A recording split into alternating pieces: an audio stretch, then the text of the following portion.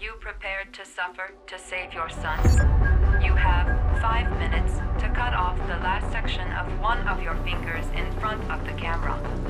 If you succeed, you will get your reward. Mr. Mars, can you confirm that your son has disappeared? Do you think your son is still alive? Do they think it's the Origami Killer? But it is a possibility. My name is 𝗔Žន់𝗵𝗆. I'm a private detective. I'm investigating the case of the Origami Killer. My name is Madison Page. I'm a journalist. I suppose I like to play the guardian angel. Agent Norman Jayden, FBI. Tell me what you know. Ethan Mars has had psychological problems since his first son died. Feels responsible for his death. After one of our usual sessions, I found this on the floor. He must have fallen out of his pocket. It looks like we got our Origami Killer. I want you to assign every available man to finding Ethan Mars, so that if he moves, we know about it. Is it true? Are you the killer, Ethan? The killer is walking around free as we speak. Ethan Mars is innocent. I can prove it.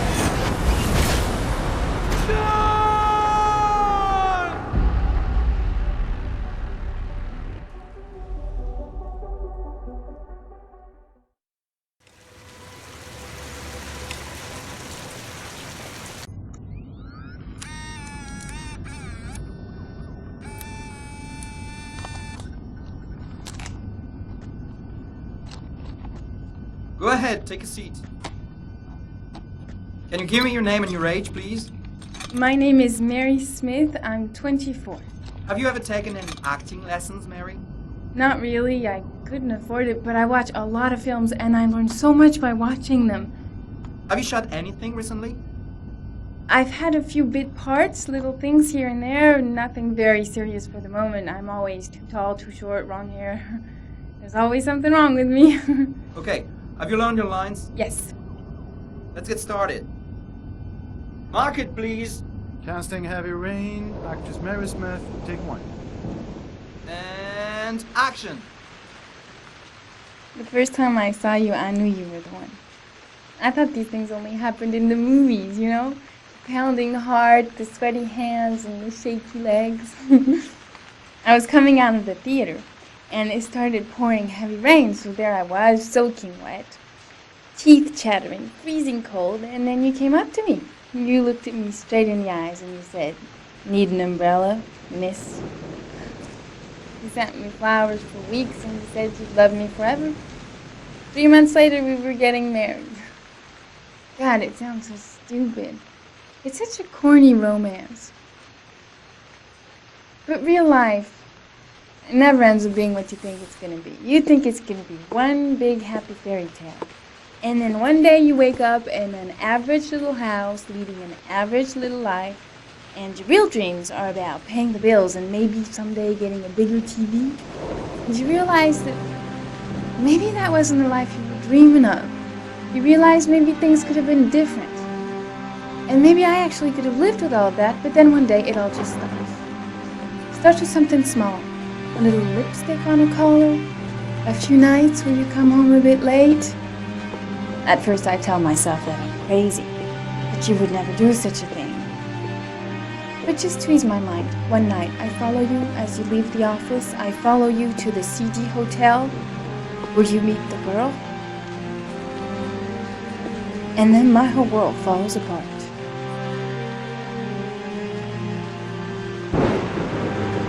I come home and I cry for hours in my kitchen. I get the gun from the drawer in the bedroom and I tell myself that if this is all that life has to offer me, then I can do without.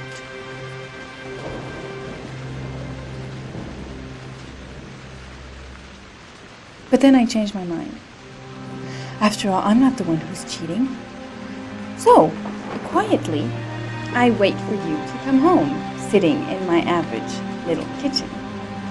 Obviously, when you get home, you don't suspect a thing, so I press the fucking gun against your forehead and I take a few seconds to watch the fear grow in your eyes. You tell yourself, she won't do it, she doesn't have the guts, she's just trying to teach me a lesson. But you are so wrong, honey. Sentence you to death for turning my life into a soap opera cliche, for stepping on my dreams For not giving a shit about me all those years, and for lying to me and betraying me and humiliating me.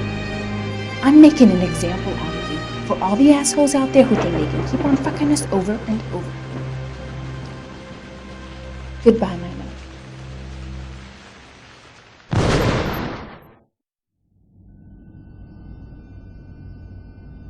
So, how was it? Very nice, very nice. You think I might stand a chance? Someone will get in touch with you and let you know. She wasn't too bad, huh? Doesn't matter, she's too tall for the part. Next!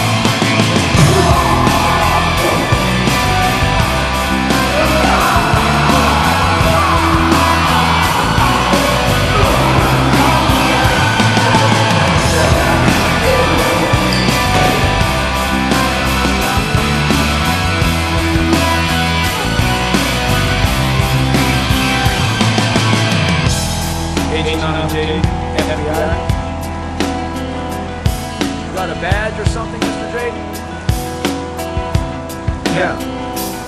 Yeah, of course.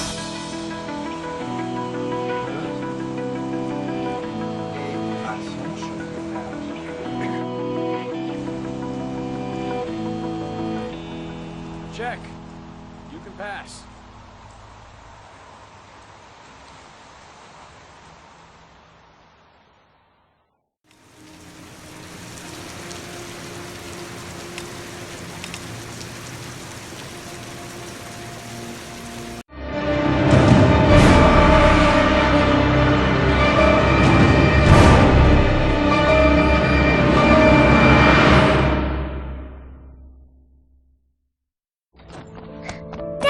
Hey, take it easy, you're gonna knock me over.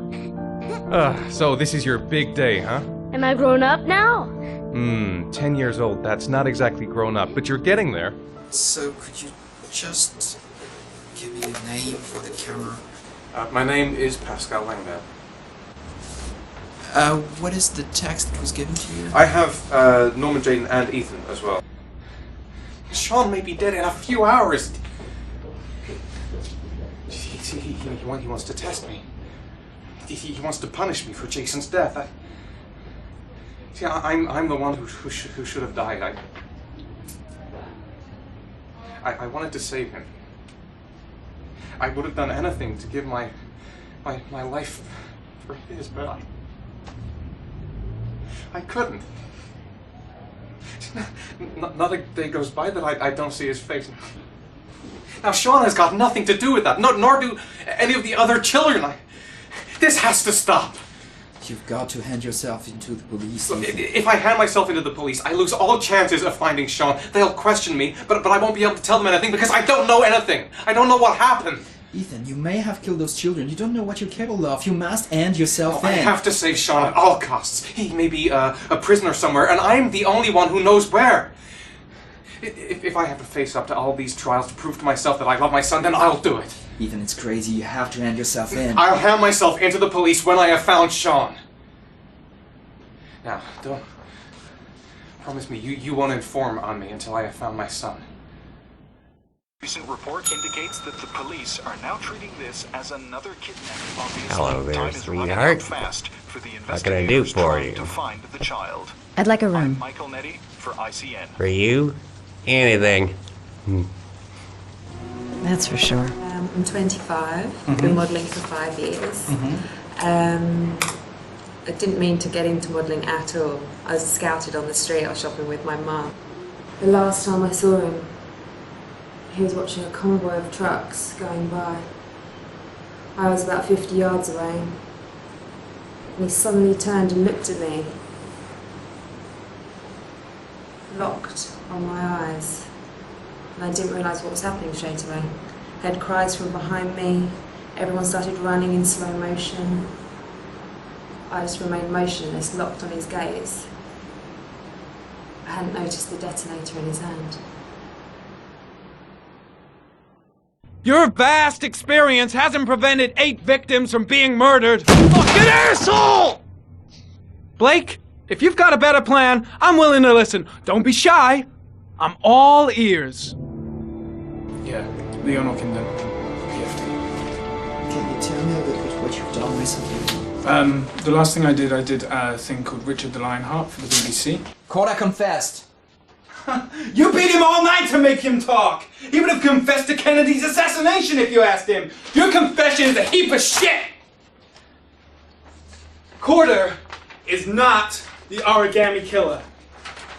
He's a sick child killer, but he has nothing to do with the disappearance of Sean Mars. We have lost time for nothing, and all this time it continues to rain. According to the weather forecast, we've got less than 12 hours before we reach 7 inches of rainfall, and we haven't the remotest idea where Sean Mars is. Excellent. I bought 10 minutes of your time, didn't I? All I ask is that you use that time to answer some questions. So, this is where you work? Disappointed? No, it's just very different from what I imagined. How do you become a private eye? Well, I was a cop for 20 years, and one fine day my wife decided to run off with, so you should see all the faces of the husbands when they first discover that I know that they have a mistress.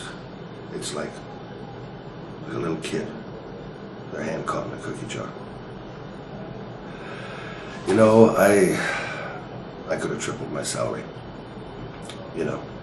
If I accepted everything they promised me, just to keep quiet.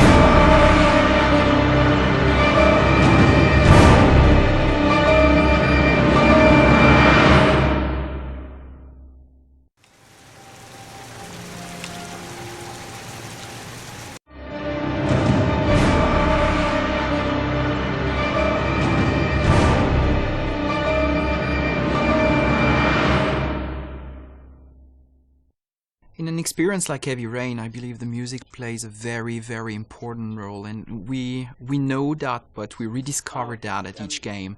And actually, we believe that music is probably about 50%, if not more, of the impact of the images.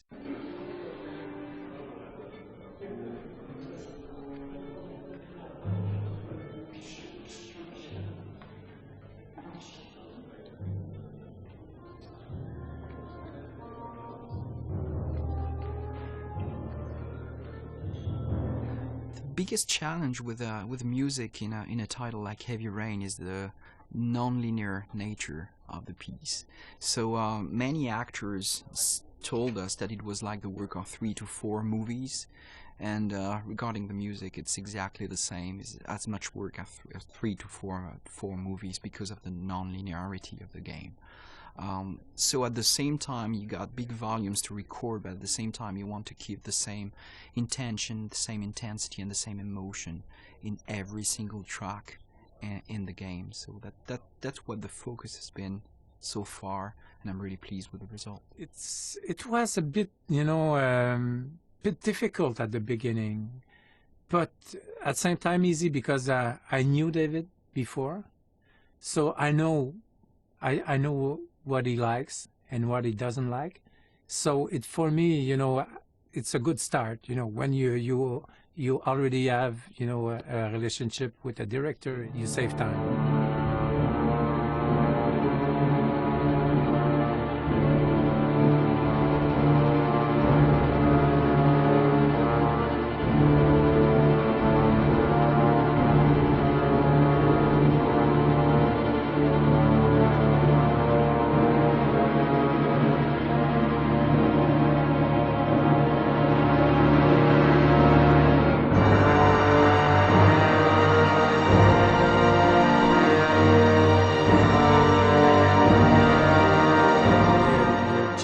Not to build something that is not there. Everything is there, all the picture, all the details, all the faces, the emotion, the reaction of everybody. So you just have to work as a movie, to be there, just to maybe put a bit more focus about what you should expect on that scene or something like that. But I think in the music it's something, because for somebody sad it's something, for somebody else sad it's another thing. So it's very difficult that I would say, as Stravinsky said, that it's not really it's not you that you will express something by the music. It's the music itself that will express something. In a process like Heavy Rain, there are some milestone moments, and definitely being here at the Bay Road is one of them. So when I wrote the script, I certainly had notes and soundtracks in my mind, which most of the time is not what you listen to at the end, what you get, but it's definitely better when I hear here today with a real orchestra, and I think that it makes a huge difference to have real musicians and a real orchestra and real composer behind this game.